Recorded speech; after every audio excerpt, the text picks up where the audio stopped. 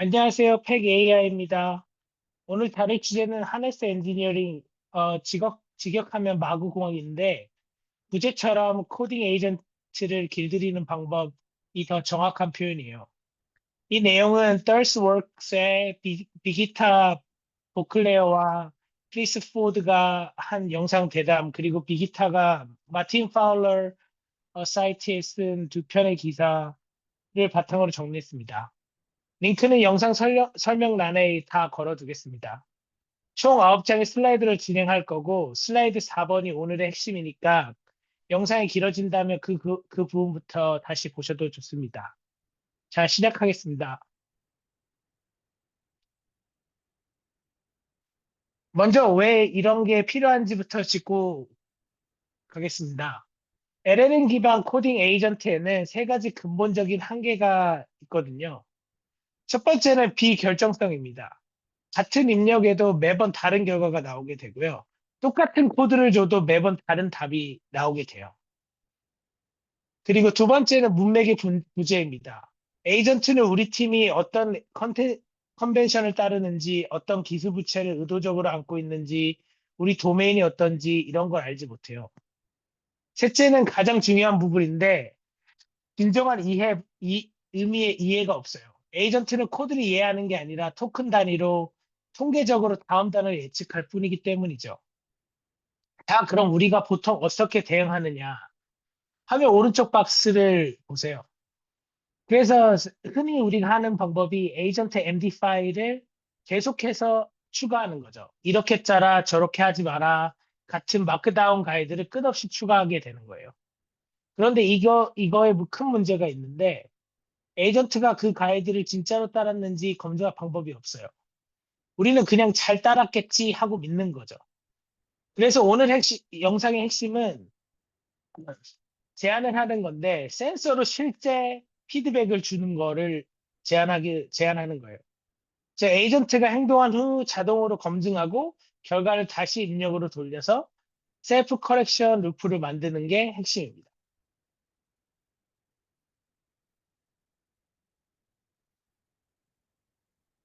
그럼 일단 용어부터 얘기를 해보면 하네스가 도대체 무엇이냐?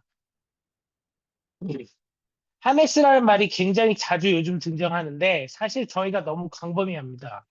어떤 사람은 에이전트는 모델 플러스 하네스라고도 하기도 하고, 그럼 모델 빼고 다 하네스라는 얘기가 되기 때문에 너무 모호하죠. 그래서 비기타는 제안한 게 이 동심원 모델인데, 가장 안쪽에 모델, 즉 우리가 최종적으로 길들이려는 대상, LLM 그 자체가 있고요. 그 다음 층으로는 제조사가 만든 하네스가 있게 되죠. 커서 클러드 코드 같은 도구 제조사들이 이미 만들어둔 것들이인데요. 그런 것들이 뭐가 있냐면 시스템 프롬프트, 검색, 오케스트레이션 같은 내장 장치들이 이것에 해당하는 거죠.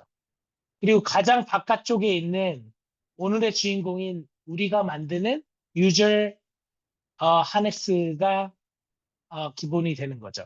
우리가 우리 코드 베이스에 맞춰 직접 추가로 만드는 외부 하네스를 말하는 건데요. 오늘 영상은 이 가장 바깥쪽 사용자 하네스를 어떻게 설계하는지에 대해서 이야기하게 됩니다. 원래 하네스라는 단어는 말이나 계획에 채우는 마구를 뜻해요. 강력하지만 통제되지 않은 동물을 길들이는 장치. 그게 코딩 에이전트한테도 똑같이 필요하다는 비유입니다.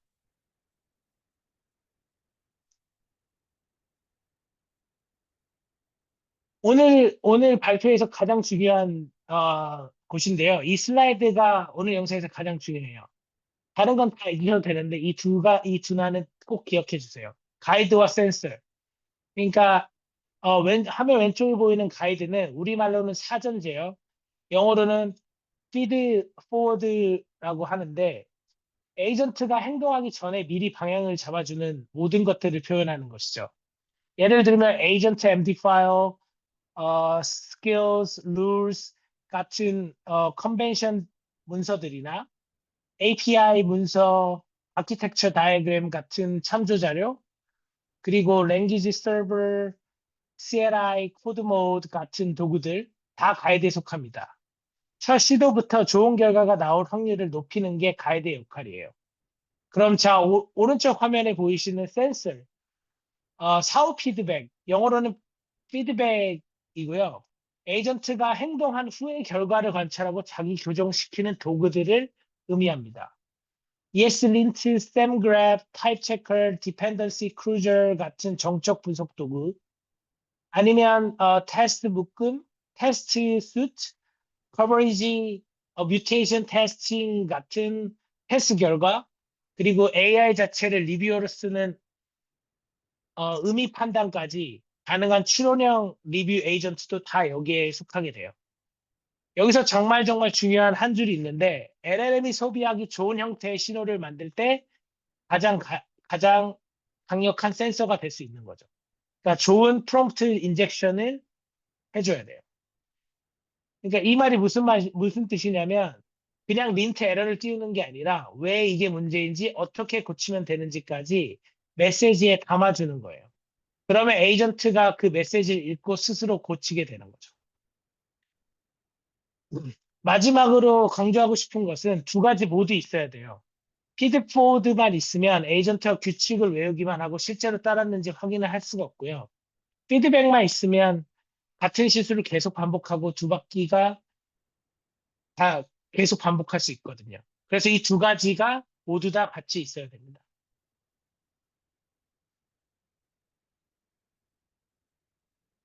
가이드와 센서는 또 다른 축으로 한 번 더 나뉘게 되는데 어, 무엇이 검증을 실행하느냐의 관점이에요.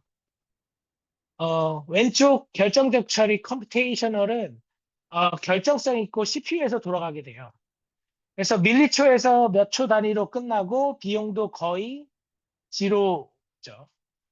결과가 매번 재현 가능하고 신뢰도가 높고 테스트, 린터, 타입 체커, 구조 분석, 코드 모드 다 여기에 속하는 거죠. 그러니까 센서가 결국에는 컴퓨테이셔널이고 오른쪽 인퍼렌셜은 비결정적 추론적 처리인데 비결정적이고 GPU나 NPU에서 돌아가는 거죠.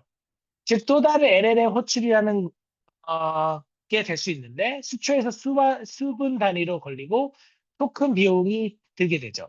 AI 코드 리뷰, LLM 판단, 의미 분석, 모듈성 리뷰 이런 게 다 추론적 처리에 속하게 돼요. 핵심은 둘을 잘 조합하는 건데요. 결정적 처리는 싸고 빠르니까 매 변경마다 돌릴 수 있고, 추론적 처리는 비싸니까 좀 더 드물고, 더 의미 있는 시점에 돌리는 거죠.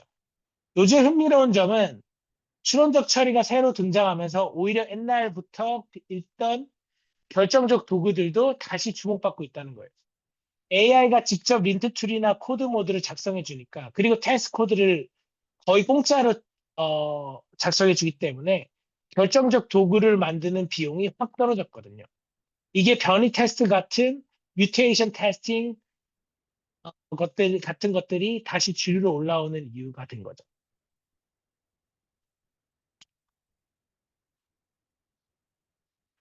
그럼 이 센서들을 언제 어디에 배치할지 다음에 문제가 되겠죠. 이게 품질을 왼쪽으로 Keep Quality Left 품질 검증을 가능한 한 왼쪽으로 옮긴다는 원칙인데요. 이것은 CI/CD 하시는 분들한테 익숙한 왼쪽으로 옮기기 Shift Left와 같은 동일한 맥락이에요. 화면 왼쪽부터 시계열로 따라가 볼게요. 첫 번째 코딩 중에 가장 빠르고 싼 검증들이 여기 들어갑니다. 그러니까 AI한테 코딩을 시킨 다음에 코드 결과가 나왔을 때 타입 체커, ESLint, SemGraph, 테스트 커버리지, 점진적 변이 테스트 같은 거를 스킬로 만들어서 계속 돌리게 만드는 거죠. 그리고 이제 해당 코드 세션이 끝났을 때 커밋을 하기 전에 프리 커밋 모듈 같은 거를 이용해서 Git2를 이용하여 Git leaks, 린팅, 그 다음에 리뷰 에이전트 같은 기본 리뷰 에이전트 같은 것들을 돌리게 되는 거예요. 그리고 세 번째는 CI 파이프라인을 어, 통합 이후의 단계인데 CI에 이제 코드를 커밋해서 올리게 되면 같은 센서들을 깨끗한 환경에서 다시 돌리는 거죠. 그러니까 메인에 이제 통합이 된 후에 전체 린트를 다시 돌리거나 테스트를 재실행하거나 뮤테이션 테스팅 같은 걸 아니면 디테일드 리뷰, 상세 AI 리뷰를 어, 동작을 시키는 거예요. 그리고 또 하나 재밌는 것은 어, 메인에 통합이 된다 이후에도 클론 같은 새로운 데이터 파이프라인을 만들어서 이건 변경 단위가 아니라 시간 단위로 코드 베이스 전체를 모니터링 하는 거죠. 그래서 뭐 앱 1시간마다 뭐 10분마다 그거는 이제 코드 베이스마다 달라지겠지만 데드 코드 탐지하거나 커버리지 품질 평가를 하거나 SLO 모니터링 아니면 로그 이상치 탐지 같은 천천히 쌓이는 변화를 잡는 영역이에요. 그래서 핵심은 단순해요. 일찍 발견할수록 코치는 비용이 낮아지고 결정적 처리가 가능한 검증은 무조건 왼쪽으로 보내는 게 핵심입니다.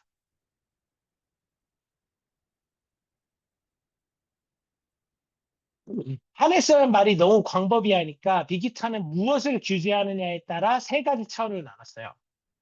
그래서 첫 번째는 유지보성 하네스, 내부 코드 품질, 구조, 모듈성을 다루는 영역이에요. 사실 린트, 타입, 체컬, 의존성 규칙 같은 기존 도구가 가장 많이 쌓여 있어서 현재로서 가장 적용하기 쉬운 부분이에요. 오늘 영상 예시도 대부분 여기에 집중되어 있죠. 그 다음에 두 번째는 아키텍처 정합성인데, 정합성 하네스인데, 성능, 관측성, 확장성 같은 아키텍처 특성에 대한 적합성 함수, 피트니스 펑션입니다. 서울스워크의 적합성 함수 개념 들어보신 분들은 바로 와닿으실 거예요. 도메인별로 정해야 해서 일이 좀 많지만 한 번 만들어 두면 강력합니다. 그래서 이 부분에 대해서 궁금하신 점이 더 있다면 다음 영상으로 댓글 남겨주시면 다음 영상으로 찍도록 하겠습니다. 세 번째는 기능 동작 하네스인데, 이게 영상에서 표현한 방안의 코끼리라는 영역이에요. 그러니까 스텝대로 동작하는가 모두 다 알잖아요. 그러니까 방안의 코끼리는 모든 사람이 아는 문제지만 모두 다 해결하기 어려운 문제죠. 그러니까 AI가 생성한 테스트만으로는 부족하다는 건데 AI가 코드를 작성하고 AI가 테스트까지 만들기 때문에 그 테스트가 통과하는지 또 AI가 검증하면 결국 자기가 자기를 시험하는 모순적 행동을 하게 되는 거죠. 그래서 이 부분은 업계 전체가 지금 아직도 풀어가고 있는 숙제입니다. 현재 커뮤니티에서도 계속 얘기가 되고 있는 부분인 거죠. 그러니까 이것은 예제인 거 하긴 한데 아까 센서가 셀프 코렉션을 일으키려면 메시지가 에이전트에게 알려주는 방식으로 해야 된다고 했었잖아요. 그래서 첫째 AI 실수에 맞는 룰을 키는 건데 ESLint의 기본 프리셋에는 맥스 아규먼트, 맥스 라인스, 맥스 사이클로매틱, 컴플렉시티 같은 룰이 꺼져 있어요. 그런데 이 세 가지가 바로 AI가 가장 흔히 실수할 수 있는 영역이에요. 함수 인자가 막 늘어나고 파일이 비대해지고 분기가 복잡해지거든요. 이 룰들을 켜는 것만으로도 효과가 크게 되는 거죠. 그러니까 AI 시대에 맞는 프리셋들이 계속 나와주고 있는 거고. 둘째는 가장 중요한 인사이트인데 린트 메시지를 자기 교정 가이드로 재작성하는 거예요. 그래서 기본 ES 린트 메시지는 사람용이지 에이전트용이 아니기 때문에 화면 오른쪽 검은 박스를 보시면 No explicit any 룰에 대해 빅기타가 직접 만든 커스텀 메시지가 보이시게 되죠. 그러니까 결국에는 영어로 작성돼 있지만 AI한테 방법 왜 이게 문제가 되는지와 어떻게 고쳐야 되는지에 대해서 얘기를 해주고 에이전트한테 왜와 언제 예를 만들지까지 알려주는 것이 핵심입니다. 그러면 에이전트는 무조건 타입을 박는 게 아니라 적절한 곳에서는 애니를 쓰면서 코드 주석의 이유까지 남기게 되고요. 그래서 나중에 코드 리뷰할 때는 그 예 처리부터 보면 돼요. 리뷰 효율도 확 늘어나게 되죠. 이 패턴 하나만 적용해도 오늘 영상 값어치는 다 했다고 볼 수 있어요. 그리고 셋째는 임계값을 살짝 올릴 수 있게 허용하는 건데, 예를 들어 함수 길이가 최대 50줄로 정해졌는데, 에이전트가 판단을 60줄까지 올릴 수 있게 해주는 거예요. 룰을 사용하되 무조건 무시하느냐, 무조건 따르냐의 이분법을 피할 수 있고, 사람도 어차피 그런 트레이드 오프를 하니까 괜찮아요. 이 세 가지 패턴이 린트라는 익숙한 도구를 AI 시대용으로 업그레이드하는 핵심이가 되는 거죠. 그래서 이제 마무리하겠습니다. 오늘 영상에서 가장 기억해 주셨으면 하는 거 세 가지인데요. 센서는 결국에는 자기 교정 루프다. 이게 가장 큰 사고방식 전환인데요. 우리는 그동안 AI에게 가이드 주는 것만 신경을 썼는데 더 강력한 건 사실 AI가 자기 결과를 볼 수 있게 해주는 것이죠. 사전 제어, 피드 포워드와 사후 피드백 두 가지 같이 가야 자기 교정 루프가 완성되는 것입니다. AI 시대에서는 다시 정적 분석이 살아났습니다. 린트, 뮤테이션 테스트, 테스팅, 의존성 규칙 이런 도구들은 옛날부터 있었어요. 그런데 유지보수 비용이 높아서 잘 안 썼던 거죠. 지금은 AI가 직접 룰, 스크립트, 코드 모드를 작성해 주니까 비용은 떨어지고 동시에 AI가 만든 실수를 잡아주니까 효용은 올라가게 돼요. 그래서 변이 테스트 같은 도구가 다시 주류로 올라오고 있어요. 그럼 이제 디벨로퍼, 사람은 어떤 역할을 하는가? 운전대 잡기입니다. 운전자가 운전자가 운전대 엔진을 굴리지 않듯이 사람이 모든 코드를 짜는 게 아닙니다. AI가 코드를 만들고 사람은 방향을 잡아주는 건데 이 말이 무슨 뜻이냐고 하면 같은 실수가 반복적으로 일어날 때 AI가 만든 코드에서 하네스를 자체를 개선하는 걸 의미해요. 그러니까 ES를 예를 들어서 ES 린트 룰을 하나 더 추가하고 에이전트 MD 파일을 다듬고 새로운 센서를 추가하는 거죠. 그래서 이건 좀 철학적인 메시지인데 하네스의 목표는 사람의 입력을 제거하는 게 아니라 사람의 입력을 가장 중요한 곳으로 집중시키는 게 목표예요. 진짜 판단이 필요한 곳에 집중할 수 있도록 그 사이에 잡음은 센서가 걸러주는 거예요. 근데 아직 남아있는 질문들이 있다고 합니다. 그것은 뭐냐면 아까 말한 기능적 동작 하네스의 한계, 위에서 말한 방안의 코끼리 문제, 그리고 하네스 자체 커버리지를 어떻게 측정할 것이냐, 그 다음에 하네스 템플릿을 어떻게 만들고 버전 관리를 어떻게 할 것이냐. 이 영역들은 아직 우리가 계속 이야기하고 있고 커뮤니티들이 이야기하고 같이 풀어가야 할 숙제입니다. 자, 정리하면 하네스 엔지니어링은 한 번 설정하고 끝나는 게 아니라 계속 다듬어가는 엔지니어링 실천 같은 거죠.